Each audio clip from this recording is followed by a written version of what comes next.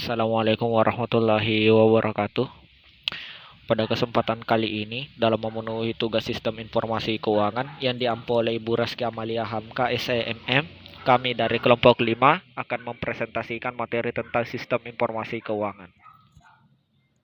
Adapun ke anggota kelompok kami, yaitu saya sendiri, Said Muhammad Fikri Assagab, selaku moderator, anggota saya Saiful, Andi Muhammad Akbar, Muhammad Ilham Tamrin, dan Yogi Adnal Patirullah Pole.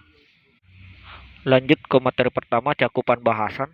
Sekilas tentang hal-hal yang akan dibahas. Yang pertama, pengertian laporan keuangan. Yang kedua, jenis-jenis laporan keuangan dan rasio keuangan. Yang ketiga, laporan arus kas. Yang keempat, klasifikasi dan metode penyusunan arus kas. Kelima, pengertian sistem informasi keuangan. Keenam, fungsi sistem informasi keuangan. Ketujuh, bentuk penyajian informasi pada sistem informasi keuangan. Dan terakhir, model sistem informasi keuangan, subsistem input, database, subsistem output. Lanjut pengertian laporan keuangan. Laporan keuangan merupakan hasil akhir suatu proses kegiatan pencatatan akuntansi yang merupakan suatu ringkasan dari transaksi-transaksi keuangan yang terjadi selama periode tahun buku bersangkutan. Suatu laporan yang berisi informasi keuangan mengenai suatu badan usaha yang akan dipergunakan oleh pihak-pihak yang berkepentingan sebagai bahan pertimbangan dalam pembuatan keputusan. Laporan keuangan merupakan output dari proses akuntansi. Selanjutnya, jenis-jenis laporan keuangan. Yang pertama ada laporan laba rugi. Jenis laporan keuangan yang menggambarkan hasil usaha perusahaan dalam suatu periode tertentu. Dalam laporan laba rugi, dapat terlihat jumlah pendapatan, sumber-sumber pendapatan yang diperoleh, jumlah biaya, dan jenis-jenis yang dikeluarkan selama periode tertentu. Yang kedua ada laporan neraca. Laporan pada suatu saat tertentu mengenai sumber daya perusahaan, aktiva, utangnya, kewajiban, dan klaim kepemilikan terhadap sumber daya ekuitas pemiliknya. Yang ketiga, laporan perubahan modal. Laporan ini berisi jumlah dan jenis modal yang dimiliki pada saat ini. Laporan perubahan modal juga menjelaskan perubahan modal beserta sebab-sebab terjadinya. Yang keempat, laporan arus kas. Laporan ini menunjukkan arus kas masuk dan arus kas keluar perusahaan. Arus kas masuk berupa pendapatan atau pinjaman dari pihak lain, sementara arus kas keluar merupakan biaya-biaya yang telah dikeluarkan oleh perusahaan dalam periode tertentu. Dan terakhir yaitu catatan atas laporan keuangan.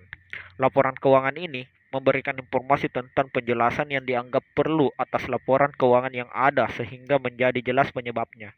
Hal ini dimaksudkan agar pengguna laporan dapat memahami dengan jelas data keuangan dalam laporan keuangan. Selanjutnya akan dilanjutkan oleh rekan saya. Setelah mengetahui pengertian dari laporan keuangan dan jenis-jenis laporan keuangan, selanjutnya ada jenis rasio keuangan.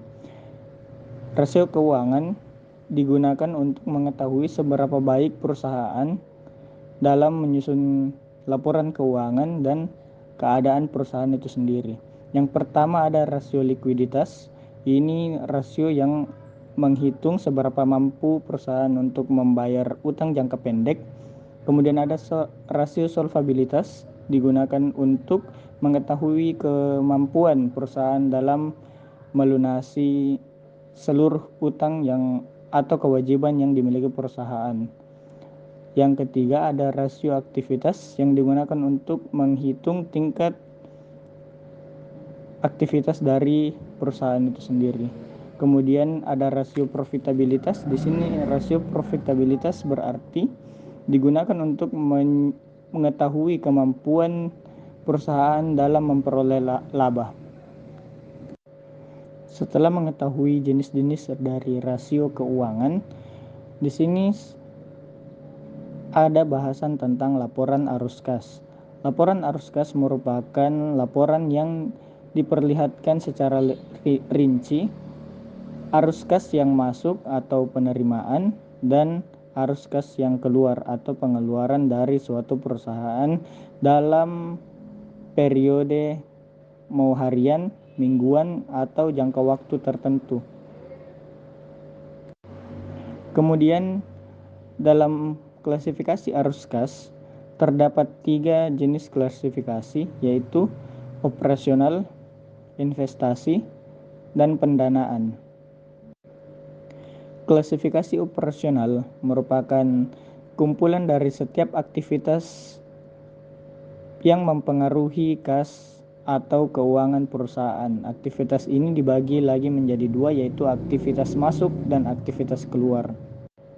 Kemudian yang kedua ada klasifikasi arus kas investasi. Arus kas ini berhubungan dengan pemasukan atau pengeluaran dana yang memiliki keterikatan dengan pembelian atau penjualan aktiva tetap, yaitu kekayaan perusahaan yang memiliki manfaat bagi dalam jangka waktu yang lama dan tidak untuk diperjualbelikan seperti gudang, tanah, pertokoan, atau gudang untuk menunjang kegiatan perusahaan. Kemudian yang terakhir ada klasifikasi arus kas pendanaan atau financing.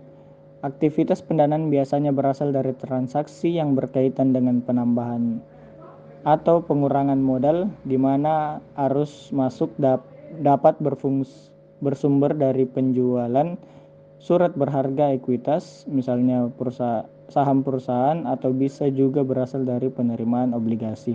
Sedangkan arus kas keluar pada aktivitas ini berasal dari pembelian saham dan pembayaran utang jangka panjang untuk memperoleh kembali saham. Baik, saya akan melanjutkan materi yaitu metode laporan arus kas. Laporan arus kas memiliki dua metode, yaitu metode langsung dan metode tidak langsung. Pertama, metode langsung. Metode ini aliran kas dari kegiatan operasional dibagi menjadi dua, yakni kas masuk dan keluar. Lalu disusun lagi menjadi beberapa jenis pengeluaran dan penerimaan kas. Keuntungan penyajian laporan arus kas metode langsung yaitu bisa mengetahui dari mana saja sumber dana dan pemakaian dana kas di dalamnya. 2. Metode tidak langsung, yaitu penyusunan laporan arus kas berdasarkan laporan keuangan perusahaan, yakni laba rugi dan neraca, di mana tidak memerlukan penggolongan terhadap aliran transaksi kas. Pengelompokan kegiatan transaksi disusun dengan melihat dari akun atau rekening yang terdapat pada laporan keuangan. Selanjutnya yaitu pengertian sistem informasi keuangan. Sistem informasi keuangan adalah sistem informasi yang memberikan informasi kepada orang atau kelompok, baik di dalam perusahaan maupun di luar perusahaan, mengenai masalah keuangan perusahaan.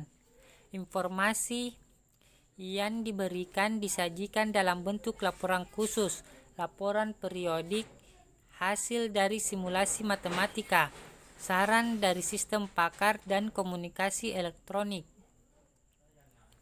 Selanjutnya yaitu fungsi sistem informasi keuangan, di mana sistem informasi keuangan memiliki 3 fungsi, yaitu pertama, untuk menentukan hasil daripada pelaksanaan operasi perusahaan yang meliputi adanya pemisah keterangan jumlah barang dan uang dari catatan-catatan perusahaan dan membuat laporan untuk pemimpin. 2. Untuk dapat mengikuti jalannya harta dan hutang perusahaan yang meliputi antara lain seperti pemeliharaan terhadap bermacam-macam buku dan rekening, seperti rekening-rekening milik dan kas. 3. Untuk mempermudah perencanaan kegiatan-kegiatan perusahaan, tindak lanjut dari pelaksanaan dan perbaikan dari rencana-rencana.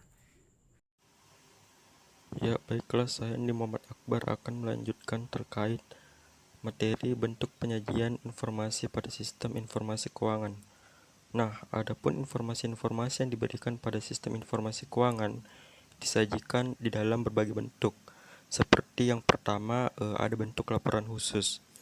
Nah, bentuk laporan khusus ini dia disiapkan bila sesuatu yang luar biasa terjadi atau secara tiba-tiba, misalkan contohnya laporan keuangan. Nah, kemudian yang kedua ada bentuk laporan periodik. Nah, bentuk laporan periodik ini dia disiapkan sesuai dengan jadwal tertentu.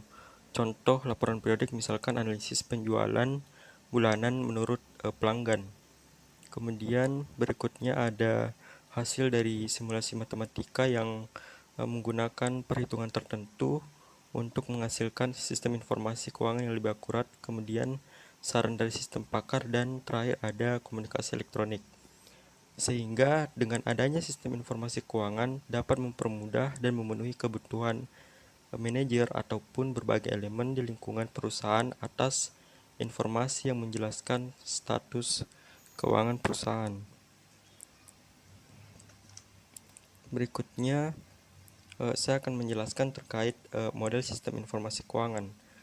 Di sini teman-teman bisa melihat modelnya ada dan juga subsistem output. Nah, saya akan menjelaskan terkait dengan subsistem inputnya. Yang pertama yaitu ada sistem informasi akuntansi atau SIA. Nah, data akuntansi yang menyediakan catatan mengenai segala sesuatu yang berhubungan dengan keuangan yang terjadi dalam perusahaan. Nah, catatan ini dibuat untuk setiap transaksi, menjelaskan apa yang terjadi, kapan terjadinya, siapa yang terlibat, dan berapa banyak uang yang terlibat. Nah, data ini dapat dianalisis dalam berbagai cara untuk memenuhi sebagian kebutuhan informasi manajemen. Berikutnya, yang kedua ada subsistem audit internal. Terdapat dua jenis auditor. Yang pertama ada eksternal, biasanya terdapat pada perusahaan kecil. Kemudian juga ada internal, yang biasanya pada perusahaan besar mempunyai staf sendiri. Kemudian ada 4 jenis dasar kegiatan audit internal. Yang pertama ada keuangan, yang menguji akurasi catatan perusahaan dan merupakan jenis kegiatan yang dilakukan oleh auditor eksternal. Kemudian juga ada operasional, yang dilakukan untuk memeriksa efektivitas prosedur. Dilakukan oleh analisis sistem selama tahap analisis dari siklus hidup sistem. Kemudian yang ketiga ada kesesuaian, yang merupakan lanjutan dari kegiatan audit operasional. Audit kesesuaian ini akan berlanjut terus sehingga prosedur di perusahaan akan terus berjalan dengan baik.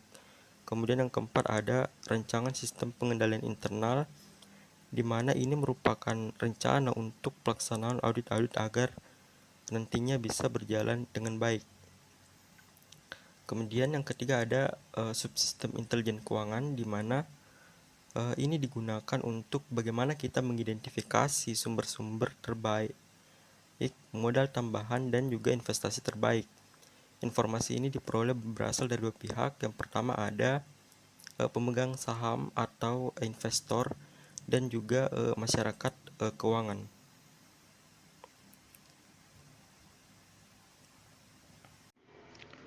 Assalamualaikum warahmatullahi wabarakatuh.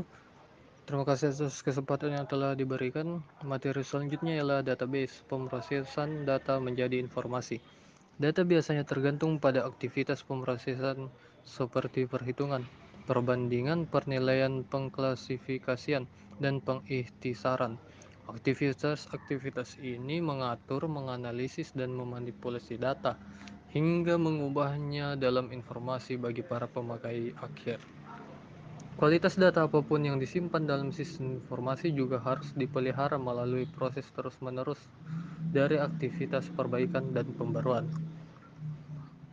Materi selanjutnya ialah subsistem output, yang dimana terbagi menjadi 3: sistem peramalan, subsistem manajemen dana, dan subsistem pengendalian.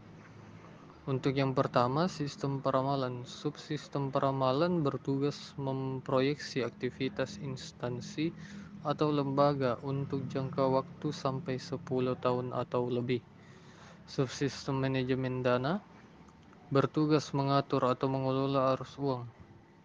Subsistem manajemen dana menggunakan proyeksi aktivitas instansi atau lembaga untuk menentukan arus uang masuk dan keluar instansi atau lembaga yang bertujuan memastikan bahwa arus uang yang masuk melalui pendapatan lebih besar dari arus yang keluar melalui biaya.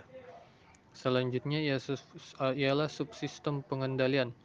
Pengendalian menyiapkan anggaran operasi tahunan, dan kemudian menyediakan informasi umpan balik kepada manajer sehingga mereka dapat memantau biaya aktual dibandingkan dengan anggaran. Saya kembalikan.